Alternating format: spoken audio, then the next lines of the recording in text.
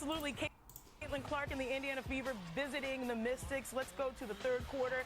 So what we're not going to do is watch those highlights again, right? So this is a big topic right now, the whole Team USA thing, the Olympic thing. They really might make an adjustment, but I don't think she should take it. 3-9, and Clark finished with 30 points, 8 rebounds, 6 assists, and 4 steals. The Mystics remain winless now, 0-12 after losing again Sunday to the Liberty Malika. Oh, and now, Shanae, Clark has reached 200 points and 75 assists in her first 12. 200 points, 75 assists through a player's first 12 games. Wow. First player in WNBA history. Wow. Wow. I didn't even know this. So we're talking about making history, right? And Angel Reese talking about change the game this and everybody change the game that, Taurasi, all this bullshit hate that you guys have for Caitlin Clark, right? So first player in WNBA history with 200 points, 75 assists through a player's first 12 games. Wow. Yeah. Angel Reese, you're just not exciting to even watch play basketball. You know, because I see a lot of you. I see a lot of Angel Reese talking about how she changed the game. Wow. Another thing, I've been watching these segments. Numbers don't lie, bro. Her numbers as far as like attendance to games last year versus this year. Woo. Career games, by the way, passing Sue Bird for the fastest mark in WNBA history. Fastest mark, some news this weekend, Clark was reportedly left off of Team USA for the upcoming Paris Olympics. So we're going to listen to Austin Rivers give his take right here. You know, he's somebody who's taken on a very good media role, comes with a lot of good facts, speaks at a high level, so I definitely want to hear his take on this. Here's Clark on finding out she didn't make the team. Honestly, no disappointment. Like, I think it just gives you something to work for. You know, it's a dream. You know, hopefully one day I can be there, and I think it's just a little more motivation. You remember that, and you know, hopefully in 4 years, when 4 years comes back around, you know, I can be there. We talked actually on the bus. She got the call on the bus, and she texted me to let me know, and you know, I just tried to keep her spirits. I mean, the thing she said was, "Hey, coach, they woke a monster," which I thought was awesome. Welcome monster, all right. So some really great perspective there from Clark. But just a reminder. So this is the team right here, huh?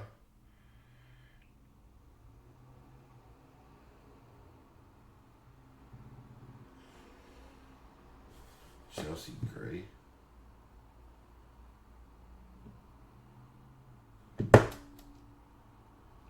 This is a stacked team that's incredibly difficult to make. This is who did make the Team USA roster. Headlined by a pair of two-time WNBA MVPs, Breanna Stewart, Asia Wilson. Diana Taurasi will be playing in her 6th Olympics, and she will be joined by her Mercury teammate, Brittany Griner, in this one. So, Janae, I'm going to ask you the question that everybody has been asking since this news broke. Was it a mistake by Team USA to leave Caitlin Clark off the Olympic roster? My goodness, I am tired. I am tired because trying to explain the patterns, the principles of which I have experienced as a top women's basketball player, I'll say this through my lens. I played U16, U18. I was on the World University team. I also brought back the first 3-on-3 gold at the World Championships, and I know the criteria. The criteria is not necessarily about selecting. It's not ever really about selecting what's popular. It's about completing the mission, making history. Team USA has the ability to win their 8th straight gold. You do that in the face of competition around the world that continues to get better. You don't do that by selecting popular players. Hold on. So what she's trying to say is Caitlin Clark can't play with them. Oh. So she doesn't have better stats than Taurasi and a couple girls on that team.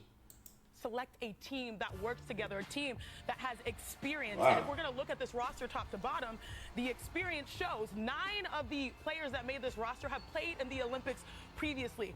2 that are not listed in those 9 are all WNBA, and 1 is the finals MVP. That's Kalia Copper. So they went by experience. Also, you can also realize that there could be many rosters that the USA could field full of snubs, like Arike Ogunbowale, who was number 2 in Okay, the we're not here for you. We're here for potentially could have been contributing to the squad. So yes, it was a miss potentially for growing the game, but we're not here for all the you. lights globally on. Back the Olympic gold every go-around since I think this is a big miss. It is a stacked. It's a big miss. Yeah. Big miss. Okay, go ahead, Austin. Go ahead. Why do you Sorry, think the it's been delay missed? is messing me up, Malika. Didn't mean to cut you off there. No, It's all right. Go ahead. Yeah, I think it's No, a go big ahead. miss for a variety of reasons. Starting with the fact that it's not about always having the 12 best players. We have Diana Taurasi on the team. All respect to her. She's a legend in the game of the WNBA. Exactly. One of my favorites, actually, of all time. But is she the top 12 best player right now? Nope. No, so okay, you have her on there as a captain or as experience, right? It's the same thing we could do with Caitlin. We're bringing her on because she is the face. Is she one of the 12 best players in the world right now? No, but we need her to be. Exactly. She's definitely the most popular, and I know it's not a popularity contest, but this is a chance to invest in your future. Just like USA Men's does that. They have enough experience with the other 11 players there where Caitlin Clark could have joined this team just like they did with Anthony Davis my rookie year. Anthony Davis was on the Olympic team. Was he one of the 12 best players in the world at that time? No, but they needed him to be, and they knew he was going to be eventually, right? So they invest in the youth, just like they did with Leitner, and the list goes on. So I know she's really popular, and there's been a lot of issues as of late in how much deserved notoriety she gets, but this is a chance for USA, I thought, to not only have a really talented young player on the team, but just from a business standpoint to continue to have the game evolve. Have people tuned in and watch. So I thought it was a miss. I see both sides of it. Richard, where do you fall on this? Yeah, I see both What are y'all so serious about? sides of it, and really quickly when I slow down. Hey, stop being so goddamn. Calm down. Loosen up. get up this morning, Rebecca Lobo, one of the best analysts, one of the most decorated women's basketball players we've ever seen. I was listening to what she said, and her explanation, very similar to Shanae.